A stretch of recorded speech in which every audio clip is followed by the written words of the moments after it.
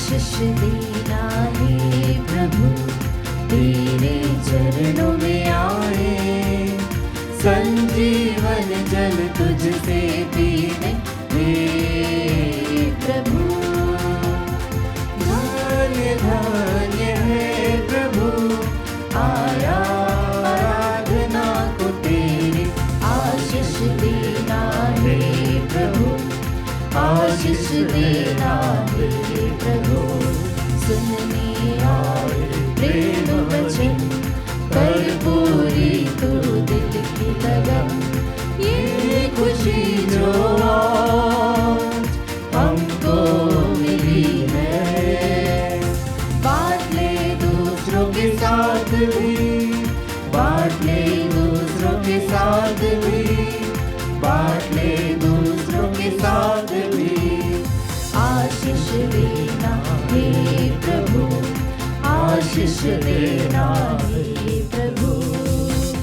प्रणाम मरिया, कृपापूर्ण प्रभु आपके साथ है। धन्य है आप स्त्रियों में और धन्य है आपके गर्भ का फल। पिता, पुत्र और पवित्र आत्मा के नाम पर आमीन। हमारे प्रभु यीशु क्रिस्त की कृपा, ईश्वर का प्रेम और पवित्र आत्मा का सहचर्य आप सबों को प्राप्त हो और आपकी आत्मा के साथ। क्रिस्त में प्यारे भाइयों, बहनों और बच्चों, आज के पाठ हमें हमारी एक विशेष मानवीय कमजोरी की ओर प्रकाश डालते हैं कि संसार में कोई भी व्यक्ति संतुष्ट नहीं है। हम किसी भी चीज़ से, किसी भी बात से,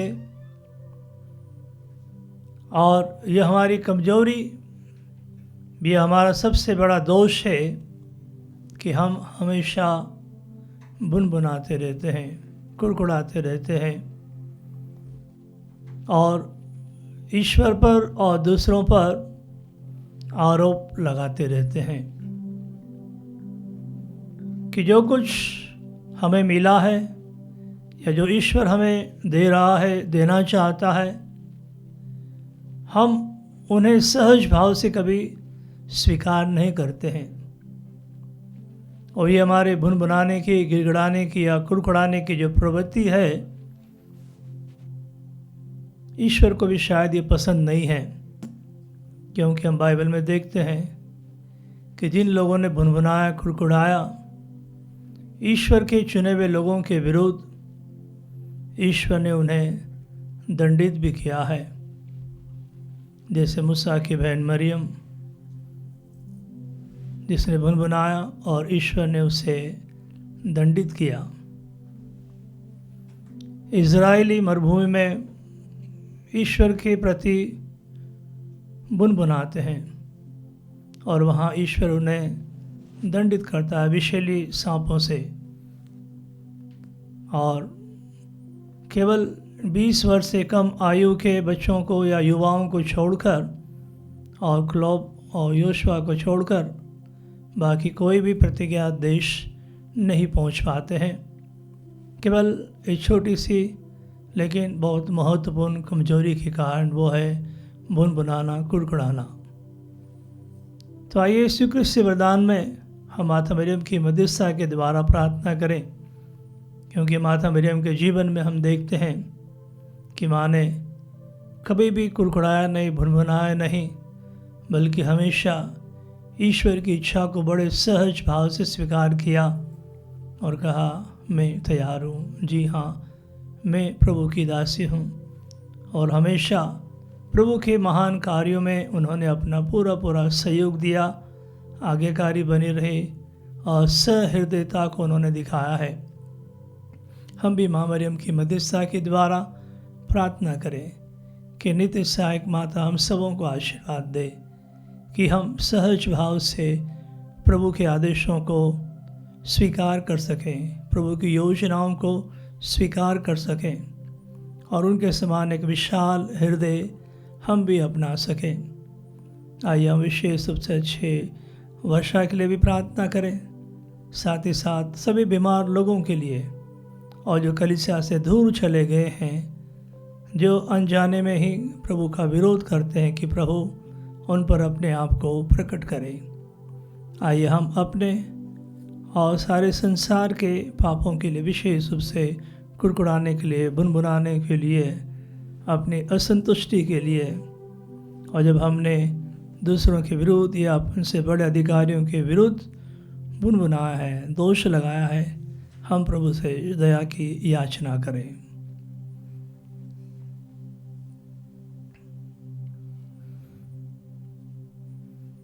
हम सब मिलकर बोले, हे भाइयों बहनों, मैं सर्वशक्तिमान ईश्वर और आप लोगों के सामने स्वीकार करती हूँ कि मैंने मन, वचन और कर्म से तथा अपना कर्तव्य पूरा न करने से, अपने कसूर से, अपने भारी कसूर से घोर पाप किया है। इसलिए मैं नित्य कुंवारी धन्य मरियम से, सब स्वर्गदूतों, संतों और आप लोगों से, हे भाइयों बहनों, विनती करती हूँ कि आप लोग मेरे लिए प्रभु ईश्वर से प्रार्थना करें। सर्वशक्तिमान ईश्वर हम लोगों पर दया करे और हमारे पाप क्षमा कर हमें अनंत जीवन प्रदान करे। आमीन। हे प्रभु दया कर, हे प्रभु दया कर, हे क्रिस्त दया कर, हे क्रिस्त दया कर, हे प्रभु दया कर। हे प्रभु दया कर। हम प्रार्थना करें।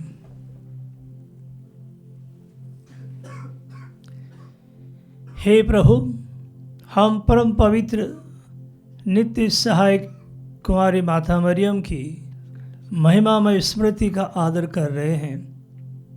ऐसी कृपा कर कि उनकी मध्यस्थता द्वारा हम भी तेरी कृपा की पूर्णता के सहभागी बन जाएं। हम ये प्रार्थना करते हैं अपने प्रभु तेरे पुत्र यीशु क्रिस्त के द्वारा, जो तेरे तथा पवित्र आत्मा के संग एक ईश्वर होकर युगानुयुग जीते और राज्य करते हैं। आमीन। सरस्वतीमान ईश्वर आपकी जीवा और हृदय शुद्ध कर दे, जिससे आप योग्य रीति से ईश वचन की घोषणा कर सकें। पिता, पुत्र और पवित्र आत्मा के नाम पर आमीन।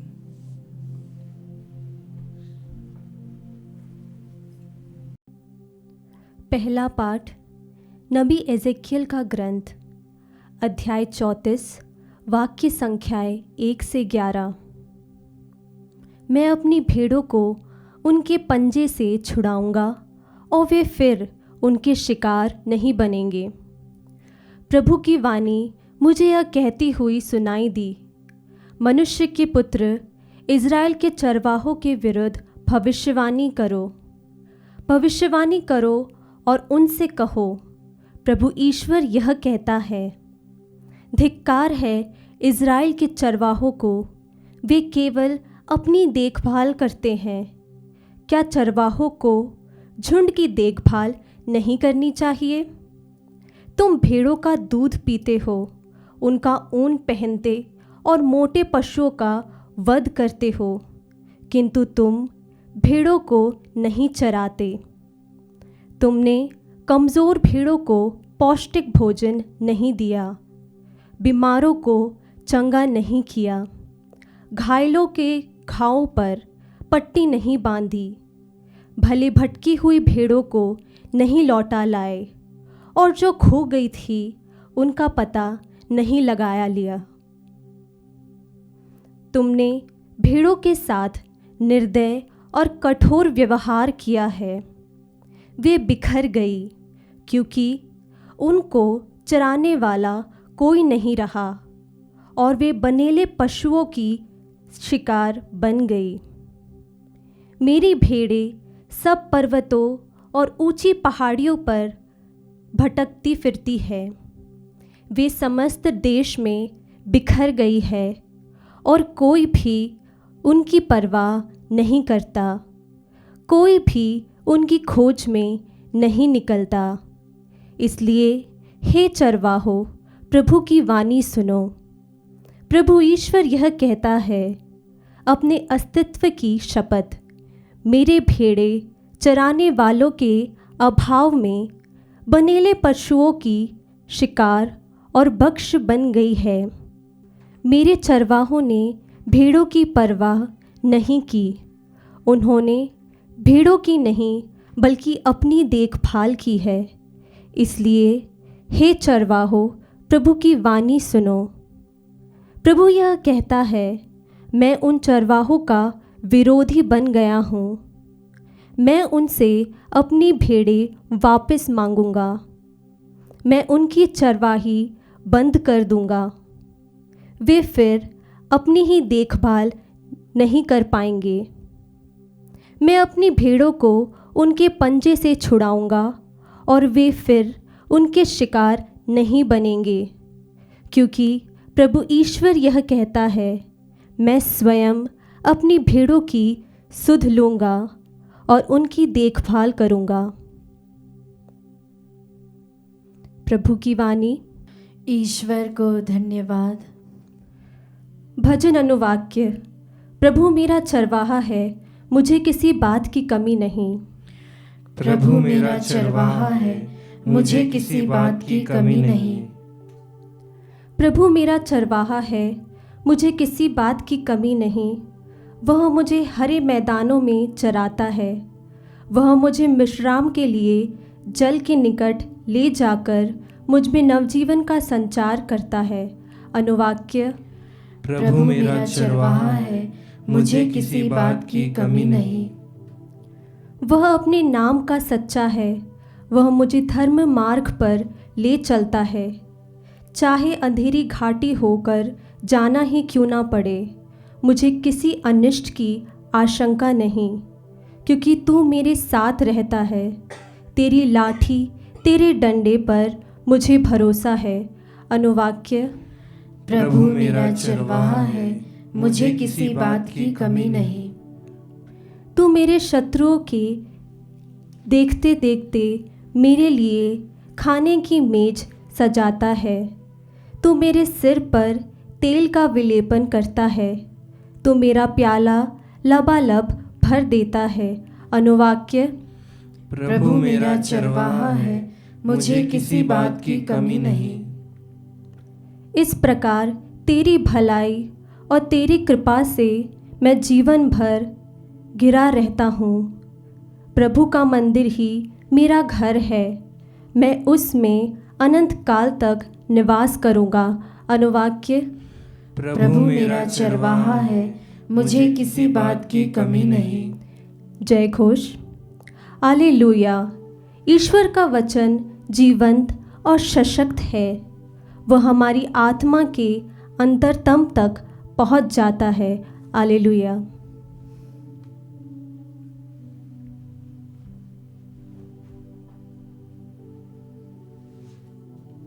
प्रभु आप लोगों के साथ हो और आपकी आत्मा के साथ। संत मत्ती के अनुसार पवित्र सुसमाचार।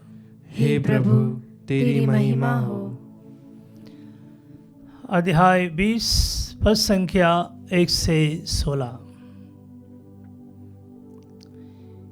यीशु ने अपने शिष्यों को यह दृष्टांत सुनाया। स्वर्ग का राज उस जमींदार के सदृश है जो अपनी दागबारी में मजदूरों को लगाने के लिए बहुत सवेरे घर से निकला।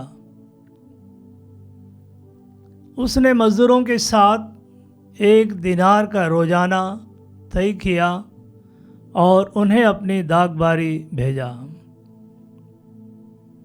लगभग पहले पहर वह बाहर निकला और उसने दूसरों को चौक पर बेकार खड़ा देखकर कहा, तुम लोग भी मेरी दागबारी में जाओ, मैं तुम्हें उचित मजदूरी दे दूंगा। और वे वहाँ गए। लगभग दूसरे और तीसरे पहर भी उसने बाहर निकलकर ऐसा ही किया। वह 1 घंटा दिन रहे, फिर बाहर निकला और वहाँ दूसरों को खड़ा देखकर उनसे बोला, तुम लोग यहाँ दिन भर क्यों बेकार खड़े हो? उन्होंने उत्तर दिया, इसलिए किसी ने हमें मजदूरी में नहीं लगाया। उसने उनसे कहा, तुम लोग भी मेरी दागबारी जाओ। संध्या होने पर दागबारी के मालिक ने अपने कारिंदा से कहा, मज़दूरों को बुलाओ, बाद में आने वालों से लेकर पहले आने वालों तक सबको मजदूरी दे दो। जब वे मज़दूर आए तो 1 घंटा रहे काम पर लगाए गए थे तो उन्हें 1 दिनार मिला।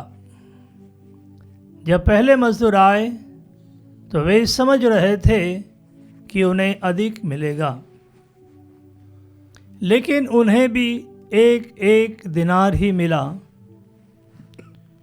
उसे पाकर वे जमींदार के विरुद्ध बुनबुनाने लगे और बोले, इन पिछले मज़दूरों ने केवल 1 घंटे भर काम किया, तब भी आपने इन्हें हमारे बराबर दिया, जो दिन भर कठोर परिश्रम करते और धूप सहते रहे। उसने उनमें से एक को यह कहकर उत्तर दिया, भाई, मैं तुम्हारे साथ अन्याय नहीं कर रहा हूँ। क्या तुमने मेरे साथ 1 दिनार नहीं तय किया था? अपनी मजदूरी ले लो और चले जाओ। मैं इस पिछले मजदूर को भी तुम्हारे जितना देना चाहता हूँ। क्या मैं अपनी इच्छा के अनुसार अपनी संपत्ति का उपयोग नहीं कर सकता? तुम मेरी उदारता पर क्यों जलते हो? इस प्रकार जो पिछले हैं अगले हो जाएंगे और जो अगले हैं पिछले हो जाएंगे। यह प्रभु का सुसमाचार है। हे क्रिस्त, तेरी स्तुति हो। क्रिस्त में प्यारे भाइयों, बहनों और बच्चों, आज के पाठ हमें मुख्य रूप से 3 बातों पर मनन चिंतन करना सिखाते हैं। पहला हम कह सकते हैं कि ईश्वर जो एक भले चरवाहे के रूप में अपनी भेड़ों के बारे में सोचता है, विचारता है और स्वयं उनका उद्धार करना चाहता है। हम कह सकते हैं कि ईश्वर की उदारता, जेनरोसिटी ऑफ गॉड, कि जो सबके लिए एक समान और निरंतर बनी रहती है। दूसरी महत्वपूर्ण बात जो है वह है धीर बने रहना या धैर्य रखना या निरंतरता बनाए रखना, परसिवियरेंस, कि जो हम उन मज़दूरों में देखते हैं कि जो उस चौक पर खड़े हुए थे, कि जिन्हें दागबारी का मालिक सवेरे पहले लेकर आता है, उसके बाद पहले पहर यानी करीबन 9 बजे के आसपास, दूसरे पहर जो 12 बजे के आसपास और तीसरा पहर जो है 3 बजे के आसपास, और अंतिम कैटेगरी के जो हैं वो है 1 घंटा पहले, कि जो अंत तक वहाँ खड़े रहकर अपने धैर्य का प्रदर्शन करते हैं इंतज़ार में कि उन्हें काम मिलेगा। और तीसरी जो महत्वपूर्ण बात है वो है कि हम या मज़दूरों में जो कमज़ोरी है या मानवीय कमज़ोरी जो हम सब में है, और वो है ग्रम्बलिंग, कि हम बड़बड़ाते हैं, कुड़कुड़ाते हैं, भुनभुनाते हैं, शिकायत करते हैं, कि यह हमारा स्वभाव है, मानवीय स्वभाव है, और इस स्वभाव से हमें ऊपर उठना सीखना होगा। हम साधारणतः जीवन में देखते हैं कि जब बच्चों को कुछ अच्छा नहीं लगता है और बच्चे अपने भावनाओं को, विचारों को शब्दों में अभिव्यक्त नहीं कर पाते हैं, तो वे विचित्र जंगली जानवरों की आवाज़ बनाते हैं अपना ध्यान आकर्षित करने के लिए, या फिर अपने अंदर की कड़वाहट या शिकायत को प्रकट करने के लिए। वैसे ही हमें जब भूख लगती है और ज़्यादा भूख लगती है असहनीय, तो हमारा पेट भी आवाज़ करने लगता है, गड़गड़ाने लगता है। कभी कभी हम मजाक में बोलते हैं कि पेट में चूहे दौड़ रहे हैं, तो हम आवाज़ या पानी की प्यास है तो हिचकी हमें लगने लगती है। तो हम अपने दैनिक जीवन में किसी न किसी तरीके से अपनी इस आदत को अभिव्यक्त करते हैं। तो हम देखते हैं कि हम चिड़चिड़ाते हैं, या कभी कभी हम इतने व्याकुल हो जाते हैं या दूसरों से इतनी नफ़रत, घृणा करने लगते हैं कि हमारे स्वभाव में ही चिड़चिड़ापन आ जाता है। विशेष जब हमारी योजनाएं, हमारे कार्य सफल नहीं होते हैं, पूर्ण नहीं होते हैं, तो हमें जो घबराहट, परेशानी महसूस करते हैं, वो चिड़चिड़ाहट में, इरिटेशन में परिवर्तित हो जाती है। कभी कभी हम दूसरों को देखकर जलन भी करते हैं, और वही जलन नफ़रत, चिड़चिड़ाहट, इरिटेशन में परिवर्तित होकर हमें परेशान करती रहती है। और कभी कभी हम बहुत कोशिश करते हैं दबाने की, लेकिन दबा नहीं पाते हैं, और हम अपना टेम्पर भी खो देते हैं, गुस्सा हो जाते हैं, या हमें जो चिड़चिड़ाहट है वो भिन्न भिन्न रूप से प्रकट होने लगती है। आज के सुसमाचार हमारे लिए इस अभिव्यक्ति को अच्छी तरह से प्रकट करते हैं। इसके पहले हम बाइबल में देखें कि कुछ ऐसी जगह है कि जहाँ पर लोगों ने अपनी इस गंदी आदत को प्रकट किया है, यानी कुड़कुड़ाने को या भुनभुनाने को या दूसरों पर दोषारोपण करने का। सबसे पहले हम प्रथम व्यक्ति को ही देखते हैं, वो है आदम। कि एवा ने जब ईश्वर की आज्ञा की अवहेलना की, फल खाया, उसे भी खिलाया, तो देखते हैं कि सबसे पहले आदम जो है एवा पर दोष लगाता है, और अपने सारी असुविधाओं के लिए और उस सुखमय जीवन के विनाश के लिए उन्होंने ज़रूर भुनभुनाया होगा, बड़बड़ाया होगा। इज़राइल को हम देखते हैं कि जब वे मरुभूमि में है तो मूसा पर दोष लगाते हैं, भुनभुनाते हैं, भूख के लिए, प्यास के लिए, क्यों हमें यहाँ ले आए, इस मरुभूमि मारने के लिए हमें ले आए। इस प्रकार से वो भुनभुनाते हैं, ईश्वर के विरुद्ध भी भुनभुनाते हैं। ये हम निर्गमन हम गणना ग्रंथ अध्याय 14 वचन 2 में देखते हैं। हम अय्यूब के ग्रंथ में देखते हैं अध्याय 2 वचन 9 में कि अय्यूब की पत्नी अपने दुर्भाग्य के लिए, विनाश के लिए अय्यूब से कहती है कि ईश्वर पर दोष लगाओ। जरूर अय्यूब का दृष्टिकोण अलग है, और वह कहता है कि ईश्वर ने दिया था, ईश्वर ने ले लिया है। उस मनोभाव से वह उसे शांत करता है।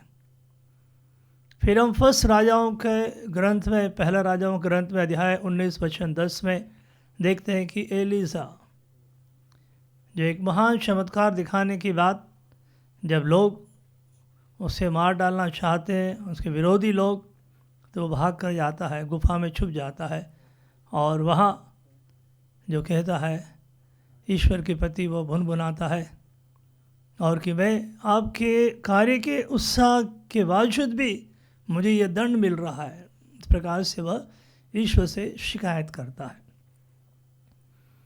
हम सुसमाचार में देखेंगे अध्याय 6 वचन 37 में, मार्कुस के सुसमाचार में, कि जब यीशु शिष्यों को कहते हैं लोगों को भोजन देने के लिए, तो वे वहाँ मुनमुनाते हैं कि हमारे पास पैसा नहीं है, इतना भोजन नहीं है, कि वो यीशु के सामर्थ्य को अच्छी तरह से फर्क नहीं पाते या यीशु में विश्वास प्रकट नहीं करते, बल्कि वहाँ अपने स्वयं के बारे में सोचने लग जाते हैं। प्रकार सुसमाचार में हम अन्य घटनाएं भी देखते हैं कि जैसे थॉमस जब यीशु बैथानिया जाने की बात करते हैं, तो थॉमस कहता है चलो हम भी इनके साथ जाकर मर जाएं। लेकिन एक अच्छा उदाहरण जो आज के सुसमाचार में है कि दागबारी का दृष्टांत जो है, कि पहले ग्रुप से जब दागबारी के मालिक ने बातचीत की तो उनसे केवल 1 दिनारी तय किया था, पूरे दिन के काम के लिए 1 दिनारी तय किया था। बाकी जो दूसरे, तीसरे और चौथे पहर के जो मज़दूरों से बातचीत किए थे, उनसे कहा गया था कि हमें एक अच्छा वेतन आपको देंगे या मजदूरी देंगे न्याय संगत। और 5वें से कोई बातचीत नहीं हुई, आओ तुम भी जाके दागबारी में काम करो। जब इन्हें वेतन दिया जा रहा, मजदूरी दी जा रही है, तो जो सबसे बाद में आए उन्हें 1 दिनार दिया गया। तो बाद में आने वाले शायद ये सोच रहे थे कि हमने 12 घंटे काम किया है, क्योंकि वो सब बड़े सवेरे दागबारी में आए थे। 12 घंटे उन्होंने काम किया, सोच रहे थे कि हमें 12 दिनार मिलेगा, इसलिए वो मुनमुनाते हैं कि हमें कम मिला है। और वहाँ मालिक ने कहता है कि मेरी संपत्ति है, उसका उपयोग करना मेरे हाथ में है। कि ईश्वर जो दयालु है वो सबके साथ न्याय करता है। आइए हम अंदर झांक कर देखें अपने अंदर कि समस्या कहाँ है, प्रॉब्लम क्या है, मूल समस्या का कारण क्या है। हम जीवन में पहला कारण बोल सकते हैं कि अपने आप को बहुत अधिक ज़रूरत से ज़्यादा महत्व देते हैं। कि ईश्वर हमारे जीवन में बहुत सारी कृपाएं देता है, लेकिन हम उन्हें नज़रअंदाज करते हैं, कम महत्व देते हैं, अपने आप को अधिक महत्व देते हैं। यही कारण है कि हम गुनगुनाते हैं, बुड़बुड़ाते रहते हैं, बुनबुनाते हैं। दूसरा है कि हम अपने जीवन के लिए सबसे अच्छा चाहते हैं, सबसे उत्तम मांगते हैं, द बेस्ट। जो ईश्वर का प्रोविडेंस है, विधाता का विधान हमें दे रहा है, उसकी दूरदर्शिता के साथ उसे हम हजम करने में असफल हो जाते हैं। तीसरा कारण है कि हम अपने लिए सबसे महान चीज़ों की अभिलाषा करते हैं। जो ईश्वर हमें दे रहा है उसे हम समझने में नाकामयाब हो जाते हैं।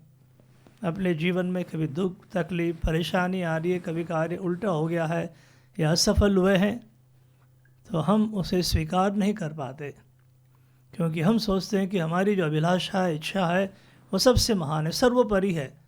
हम अच्छी तरह जानते हैं हमारे लिए क्या अच्छा है, क्या बुरा है। इसीलिए हम कह सकते हैं कि चौथी जो कमजोरी है वो है कि हम चुन चुन कर अपने लिए चीज़ मांगते हैं और ईश्वर का हस्तक्षेप बिल्कुल नहीं चाहते हैं कि ईश्वर किसी प्रकार से हमारे जीवन में इंटरफेयर नहीं करे, हस्तक्षेप ना करे। और इसलिए हम ईश्वर से और दूर होते जाते हैं और ईश्वर से हमारा संबंध जो है और कड़वा होते जाता है। यदि हम अपनी समस्या का निदान चाहते हैं तो हमें क्या करना चाहिए?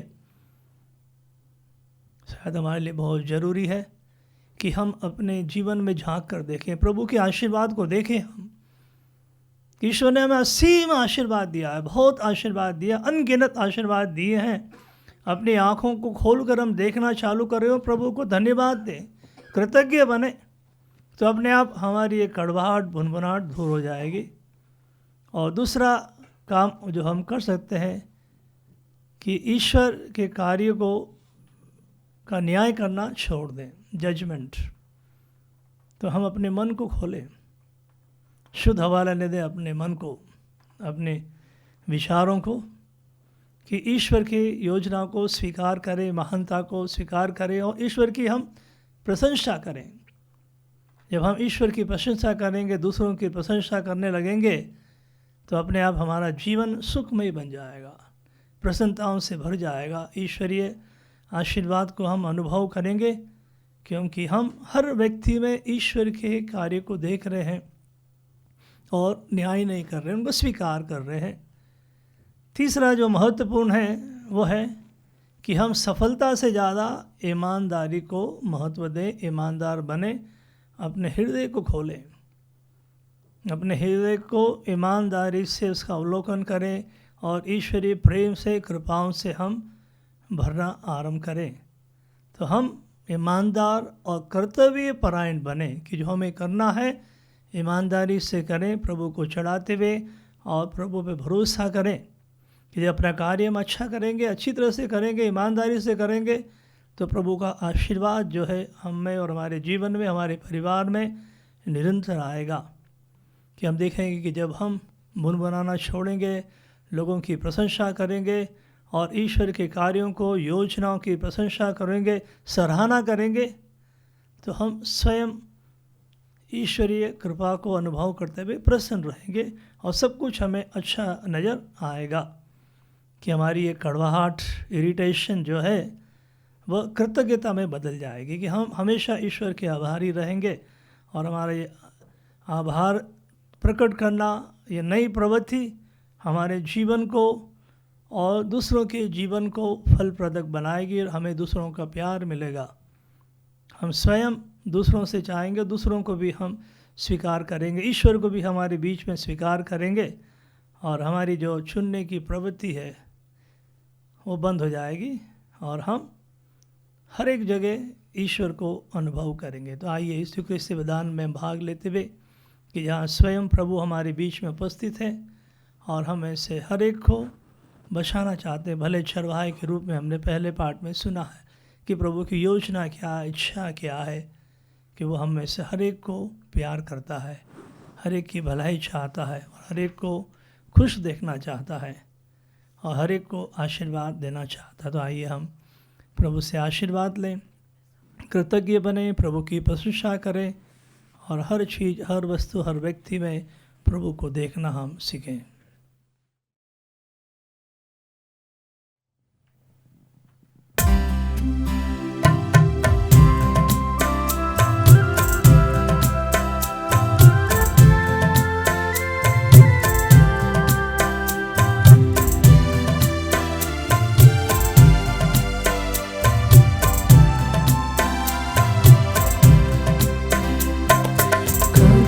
करो तुम प्रभु हमारा यह बलिदान, दया मिले नित हमें, मिले तेरा वरदान। तेरा नाम बोले सदा रहे कहीं भी, दुनिया की चीजें मिले नहीं भी। तेरा नाम बोले सदा रहे कहीं भी, दुनिया की चीजें मिले नहीं भी। कबूल करो तुम प्रभु हमारा यह बलिदान, दया मिले नित हमें, मिले तेरा वरदान। भाइयों बहनों, प्रार्थना कीजिए कि सशक्तिमान ईश्वर मेरा और आप लोगों का यह बलिदान स्वीकार करें। प्रभु अपने नाम की स्तुति तथा महिमा के लिए और हमारे तथा अपने समस्त पवित्र कलीसिया के लाभ के लिए आपके हाथों से बलिदान स्वीकार करें। हे प्रभु, हम तेरे पुत्र की माता का श्रद्धापूर्वक स्मरण करते हैं।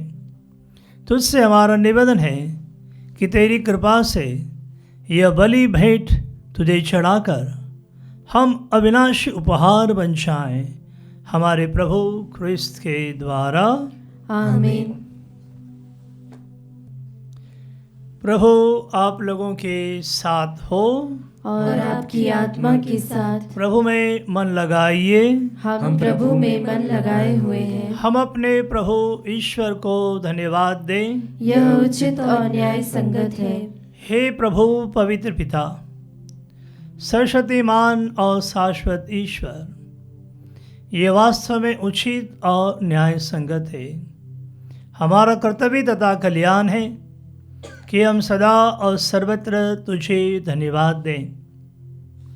तुझे हमारी प्रशंसा की कोई आवश्यकता नहीं है। यह तेरा ही वरदान है कि हम तुझे अपनी कृतज्ञता प्रकट करें। हमारे स्तुति गान तेरी महिमा की वृद्धि नहीं करते, बल्कि हमारे प्रभु क्रिस्त के द्वारा हमारी मुक्ति में सहायक सिद्ध होते हैं।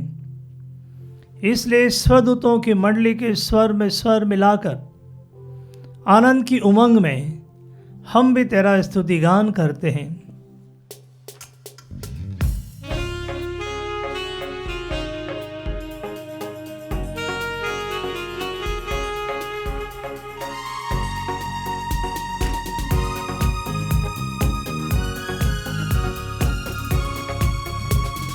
जय जय तेरी जय हो, पावन आत्मा जय हो। गूंज रहा हूँ जल नभ जैसे, विश्व विधाता जय हो। गोचर हो या गोचर, नभ में हो भूतल पर, जग का अगुआ तू परमेश्वर, अखिलेश्वर की जय हो। तू है दया का सागर, है प्रेम शांति करुणाकर। ईश पिता पावन आत्मा, तीनों की जय जय जय हो। जय जय तेरी जय हो, पावन आत्मा जय हो। गूंज रहा हूँ जल नभ जैसे, विश्व विधाता जय हो। विश्व विधाता जय हो, विश्व विधाता जय हो। हे प्रभु, तो वास्तव में पवित्र है। यह उचित है कि तेरी सारी सृष्टि तेरा गुणगान करे, क्योंकि तू अपने पुत्र हमारे प्रभु यीशु ख्रिस्त के द्वारा और पवित्र आत्मा की शक्ति से सभी प्राणियों को जीवन तथा पवित्रता प्रदान करता है। तो सब युगों में अपनी प्रजा एकत्र करता है कि दसों दिशाओं में दिन रात तुझे निर्मल बलि चढ़ते रहे। इसलिए हे प्रभु, हम तुझसे विनम्र निवेदन करते हैं, हमारे इन उपहारों को अपनी आत्मा की शक्ति से कृपापूर्वक पवित्र कर दे, कि ये तेरे पुत्र हमारे प्रभु यीशु ख्रिस्त के शरीर तथा रक्त बन जाएं। उन्हीं की आज्ञा से हम यूक्रिस्ट का यह समारोह मना रहे हैं।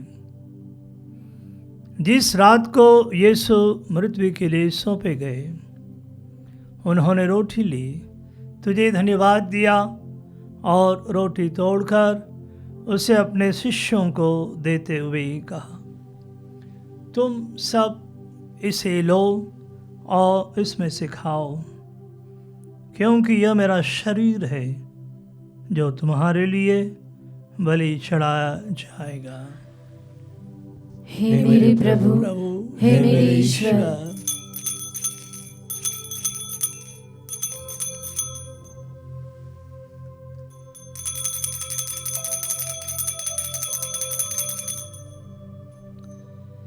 इसी भांति भोजन के बाद उन्होंने कटोरा लिया, तुझे धन्यवाद दिया और उसे अपने शिष्यों को देते हुए कहा, तुम सब इसे लो और इसमें से पियो, क्योंकि यह मेरे रक्त का कटोरा है, नवीन और अनंत व्यवस्थान का रक्त, जो तुम्हारे और बहुतों के पापों की क्षमा के लिए बहाया जाएगा। तुम मेरी स्मृति में यह क्या करो। हे मेरे प्रभु, हे मेरे ईश्वर।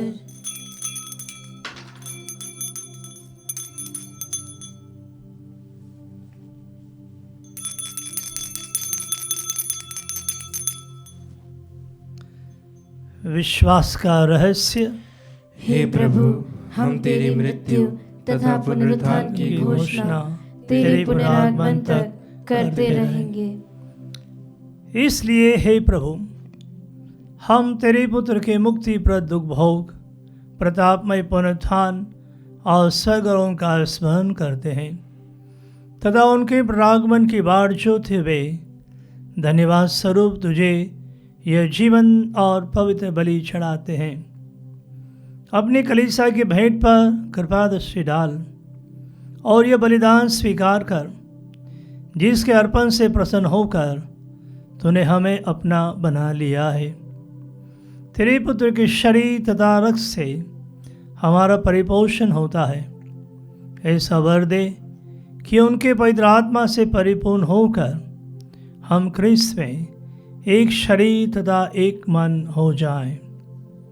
वही पवित्र आत्मा हमको अनंत उपहार स्वरूप तुझे छुड़ाए और ईश्वर की माता परम धन्य कुंवारी मरियम, उनके वर धन्य यूसुफ, तेरे धन्य प्रेरितों, प्रतापी शहीदों और सब संतों के साथ हमें भी उनके स्वर्गीय आनंद का सौभाग्य बनाए। हमें इनकी सतत प्रार्थनाओं का अटल भरोसा है। हे प्रभु, तुझसे निवेदन है, हमारे पुनर्मिलन का यह बलि समस्त संसार में शांति तथा कल्याण की वृद्धि करे। अपने सेवक संत पिता फ्रांसिस, हमारे धर्माध्यक्षा को, सभी धर्माध्यक्षों, सभी याजकों तथा इस पृथ्वी पर समस्त यात्री कलीसिया को विश्वास तथा प्रेम में दृढ़ रखने की कृपा कर। हे दयालु पिता, तेरी सेवा में उपस्थित अपनी प्रजा की याचनाएं कृपापूर्वक स्वीकार कर। दया से द्रवित होकर तूने अपने सभी पुत्र पुत्रियों को वे जहाँ कहीं भी हो अपने साथ एक बना ले।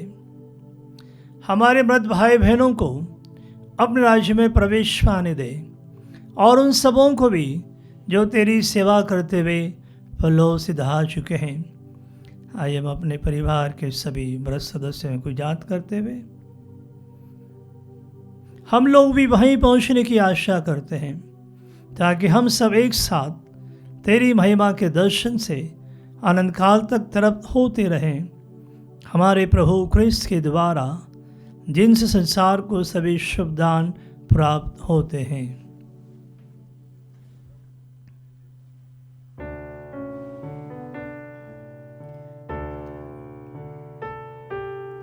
इन्हीं प्रभु क्रिस्त के द्वारा, इन्हीं के साथ और इन्हीं में, हे सर्वशक्तिमान पिता ईश्वर, पवित्र आत्मा के साथ सारा गौरव तथा सम्मान युगानुयुग तेरा ही है।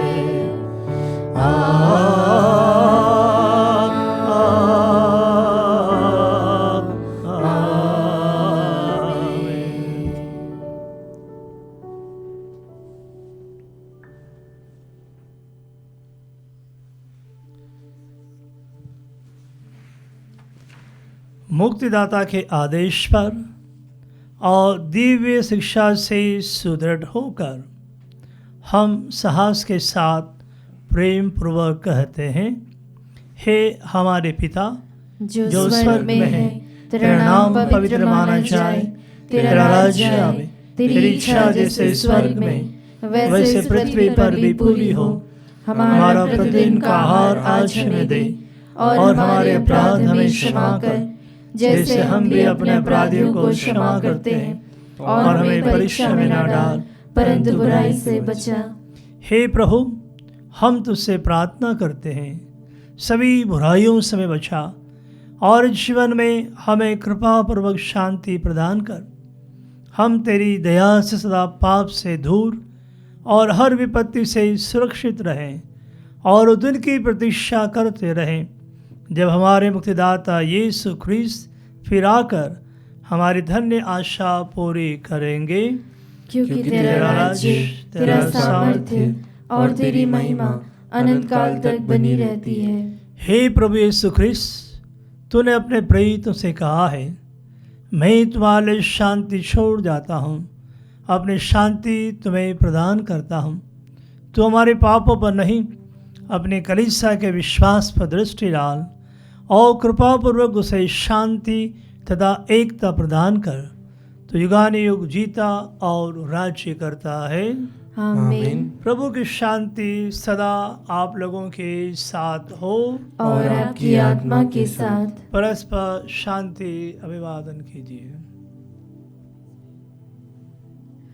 हे ईश्वर के मेमने, तू संसार के पाप हर लेता है, हम पर दया कर। हे ईश्वर के मेमने, तू संसार के पाप हर लेता है, हम पर दया कर। हे ईश्वर के मेमने, तू संसार के पाप हर लेता है, हमें शांति प्रदान कर। हे प्रभु यीशु ख्रीस्त, मैं तेरा शरीर तथा रक्त ग्रहण करने वाला हूँ। यह मेरे विचार और दंड का कारण ना बने, बल्कि तेरी दया से मेरा तन मन सुरक्षित और स्वस्थ रहे। देखिए ईश्वर का मेमना, इन्हें देखिए जो संसार के पाप हर लेता है। धन्य है वे जो मेमने के भोज में बुलाए गए हैं। हे प्रभु, मैं इस योग्य नहीं हूँ कि तू मेरे यहाँ आए, किंतु एक ही शब्द कह दे और मेरी आत्मा चंगी हो जाएगी। क्रिस्त का शरीर और रक्त अनंत जीवन के लिए मेरी रक्षा करता रहे। हे मेरे प्रभु यीशु, मैं सारे हृदय से विश्वास करती हूँ कि आप पवित्र यूक्रिस्तीय संस्कार में उपस्थित हैं। हे प्रभु, मैं सभी चीज़ों से बढ़कर आपको प्रेम करती हूँ और मेरी यही अभिलाषा है कि आप मेरी आत्मा में आकर बस जाएं, क्योंकि हे प्रभु, मैं आपको आज ग्रहण करने में असमर्थ हूँ। हे प्रभु, आध्यात्मिक रूप से आकर मेरे हृदय में समा जाइए। हे यीशु, मैं आज आप में एक होना चाहती हूँ और आप में समा जाना चाहती हूँ। हे प्रभु, यह कभी ना होने पाए कि मैं आपसे कभी अलग हो जाऊं। आमीन। आइए हम प्रभु को धन्यवाद देते हुए आत्मिक रूप से यीशु को ग्रहण करते हुए और ये विश्वास करते हुए कि प्रभु यीशु हमारे बीच में उपस्थित हैं। वो हम में से हर एक को भला चंगा देखना चाहता है। वो हम में से हर एक की खोज में है। वो हमें अपने गोद में लेना चाहता है। हमारे घायल मन, हृदय और आत्मा पर मलहम लगाना चाहता है। वो स्वयं हमारी देखभाल करना चाहता है और हमें चंगा करना चाहता है। हम पूर्ण रूप से अपना विश्वास उनमें प्रकट करें, व्यक्त करें, कहें कि प्रभु मेरे जीवन में आइए, मुझ में आइए और मेरा स्पर्श कीजिए, ताकि मैं हमेशा आपके साथ रहूं, आपके पास रहूं और मैं पूर्ण रूप से आप में समा जाऊं। अपने आप को पूर्ण रूप से यीशु के हाथों में देते हुए विश्वास के साथ कि वह वास्तव में मुझे छू रहे हैं, मेरा स्पर्श कर रहे हैं और पूर्ण रूप से मुझे शक्ति दे रहे हैं, बल दे रहे हैं और अपनी आत्मिक शक्ति मुझे प्रदान कर रहे हैं।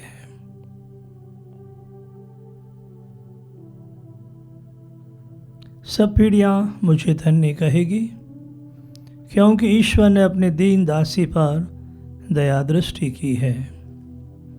हम प्रार्थना करें। हे प्रभु, तेरी कृपा से हम अनंत मुक्ति के सहभागी बन गए हैं। तेरे पुत्र की माता के स्मरण दिवस पर हम तुझसे निवेदन करते हैं कि हम तेरे असंख्य वरदानों के कारण आनंद मनाएं और मुक्ति का फल अधिकाधिक प्राप्त करें, हमारे प्रभु क्रिस्त के द्वारा।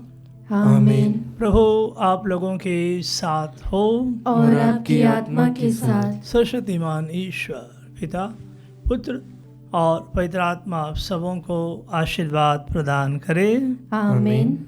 आप विदा लें। प्रभु की शांति सदा साथ रहे। ईश्वर को धन्यवाद।